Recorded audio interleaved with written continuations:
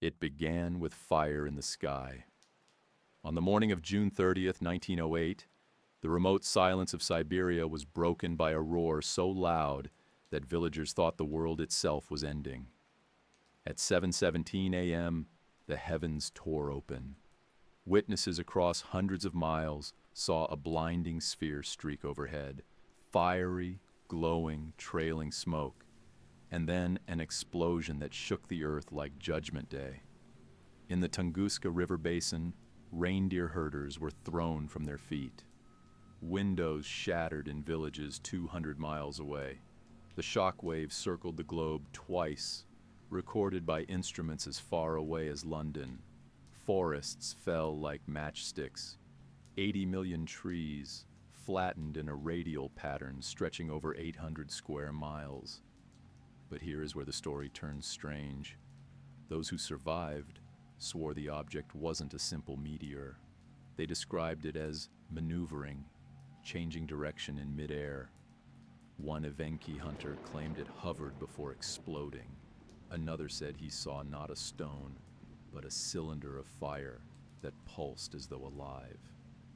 These accounts were ignored by scientists, but they linger in the oral traditions of Siberian tribes, tales of a sky god punishing the earth. The devastation was absolute, yet when expeditions finally reached the epicenter, they found nothing. No crater, no meteorite fragments, just scorched earth, blackened tree trunks, and silence. The ground was strangely fused, as though seared by unnatural heat. Birds avoided the area. Plants grew twisted, deformed. For decades, no one dared venture too far. Local shamans declared the site cursed. Some Evenki refused to hunt there, saying spirits still wandered among the blasted trees. But rumors spread, of strange lights still seen over the forest at night, of animals vanishing without trace. It took 19 years before the first scientific expedition arrived. In 1927, Leonid Kulik, a Soviet mineralogist, trekked through the marshes with a team.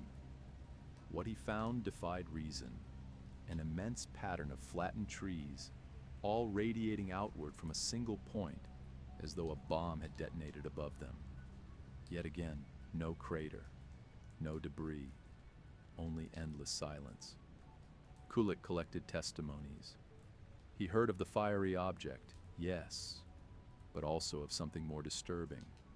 Some Evenki claimed they had seen two objects, not one. One descended, glowing brighter than the sun, while another ascended, as if fleeing.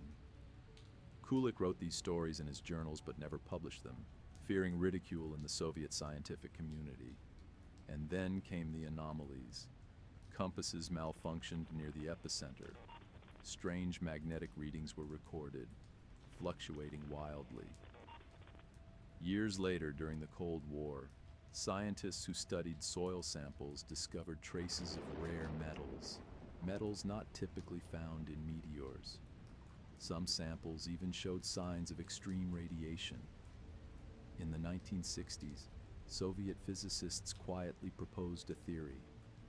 What if it hadn't been a meteorite at all, but a nuclear-scale explosion? Not of human origin, but of something else. Something that destroyed itself deliberately in midair. They were ignored, even silenced. Yet the whispers continued. Because here's the detail that rarely appears in textbooks. The Tunguska blast was not the first. Local Siberian legends speak of a fire eagle that struck the earth centuries earlier, leaving scorched scars long before 1908. Even stranger, early Russian explorers in the 1700s reported finding circular clearings in the forest eerily similar to the Tunguska site. And one final chilling testimony comes from Chuchan, an Evenki elder who witnessed the event as a boy. He said the object screamed like 1,000 voices and then split apart. His words, recorded years later, remain haunting. The sky opened, and it was not a star. It was a thing, and it died above us. The official explanation today is simple: a stony meteorite exploding in the atmosphere. But no fragments, no crater, no definitive evidence has ever been found. Instead, there is only the devastation, the silence, the whispers of something far stranger than a rock from space. And if the Tunguska object was not a meteor, then what was it?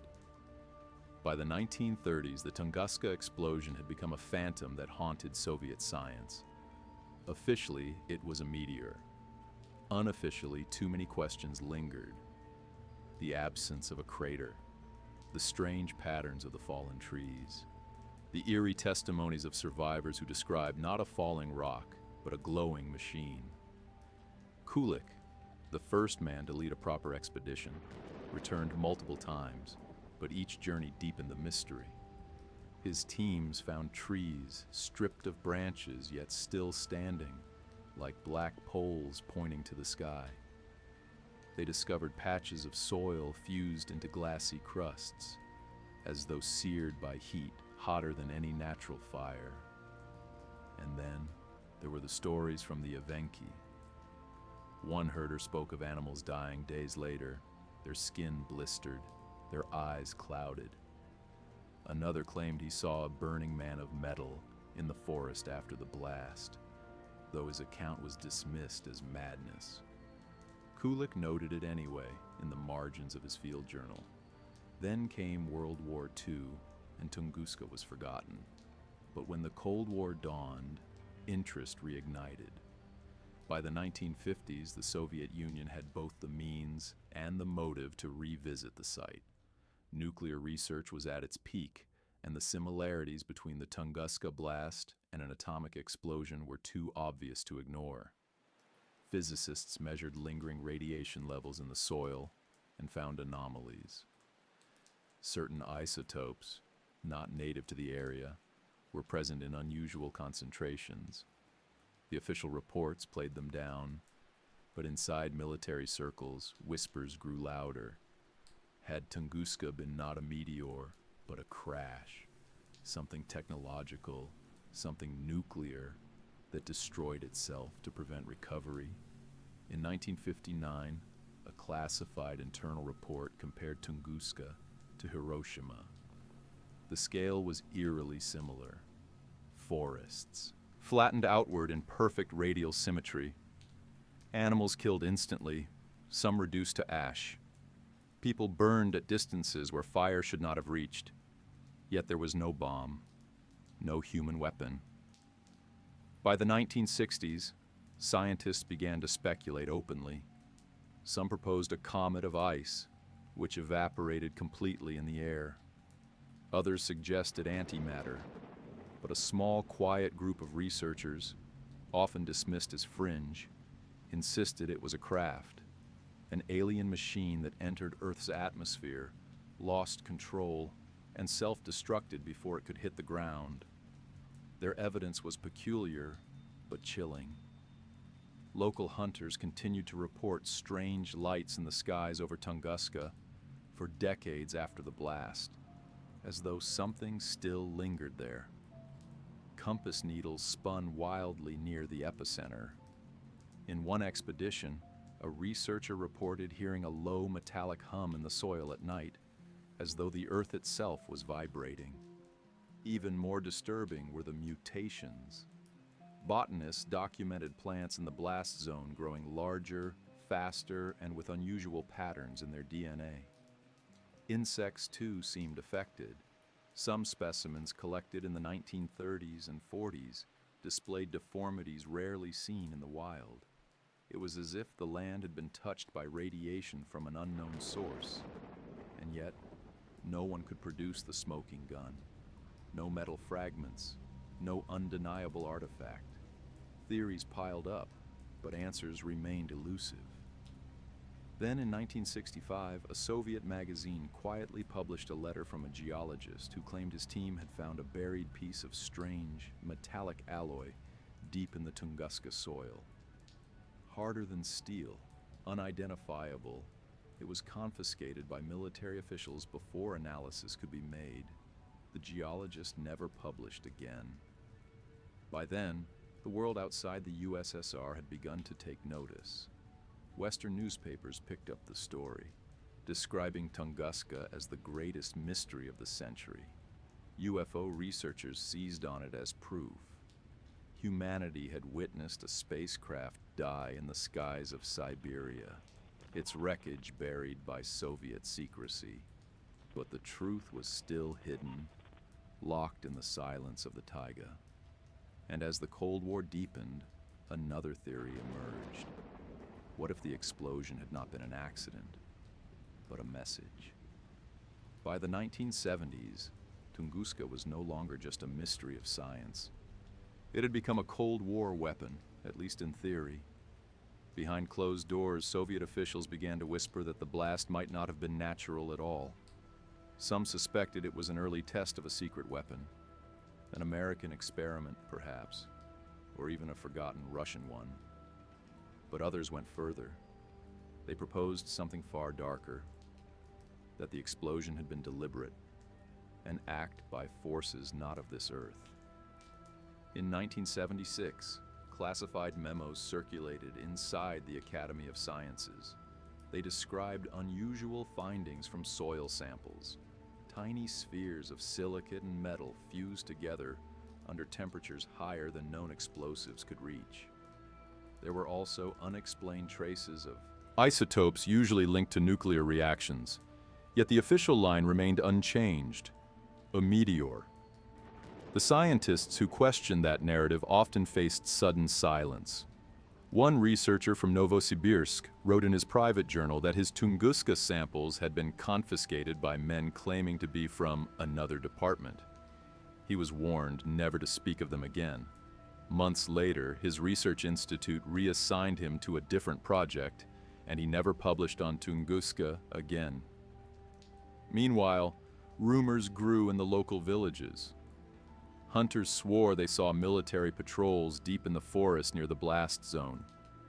Helicopters were spotted, landing where no public expeditions were allowed.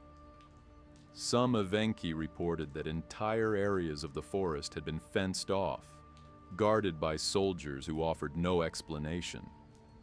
One of the most disturbing stories came from a pilot who flew reconnaissance missions over Tunguska in the 1960s. He described seeing a giant circle scorched into the earth, far larger than photographs suggested. He also claimed he saw wreckage, not natural but metallic, partially buried in the swamp. When he reported it, his superiors dismissed his testimony as a navigational error. The pilot never spoke publicly again, but fragments of these stories slipped through the cracks, feeding speculation. By the late 20th century, some Soviet physicists quietly suggested Tunguska had been more than an accident, perhaps a controlled detonation, perhaps even an attempt to send a warning.